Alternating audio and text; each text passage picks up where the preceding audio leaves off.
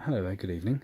This is a empty baseboard and it's in my loft, and you're probably wondering what's going on here. Well, the answer is pretty simple.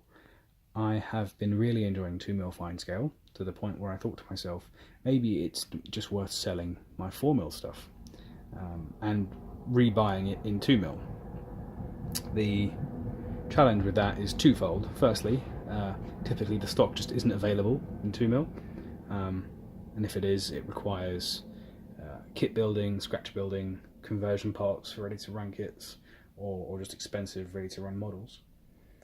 Then it requires more of them because of the space.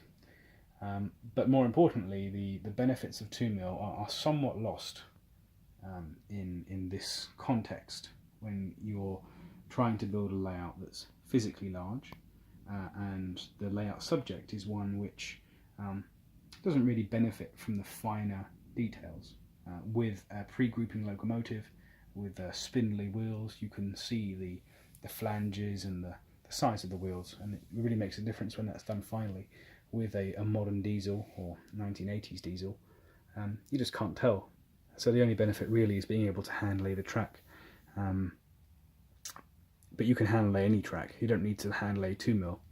So I thought, given that I've got most of the stock required for this modern layout already, it makes sense to continue on with it, and to use it as a permanent layout in the house that I can expand and do fun things with, computer control and remote operations and so on, and keep the 2mm fine scale stuff for the exhibition layouts. So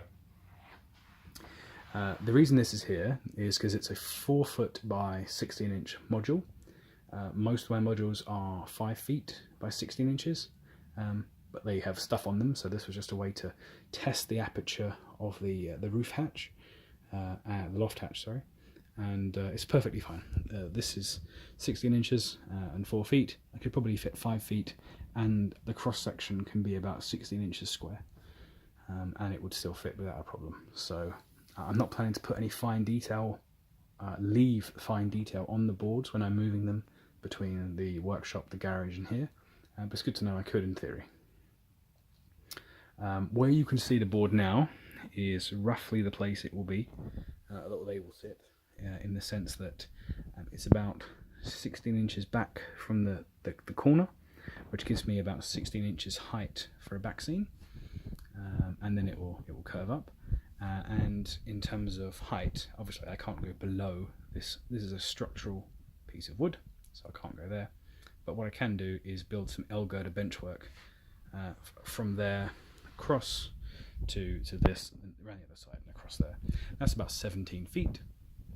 And so the goal is to get that done over the next few days and place the layout as is there.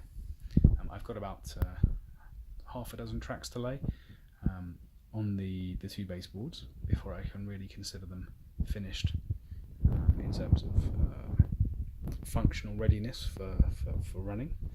So I'm going to do that, get the boards up here and get some trains running, and then take a view as to whether this is something that I want to pursue actively now, or something that I can mothball, put some blankets over it, box up the stock. You can see this is my forcep over here. Box up the stock and just leave it.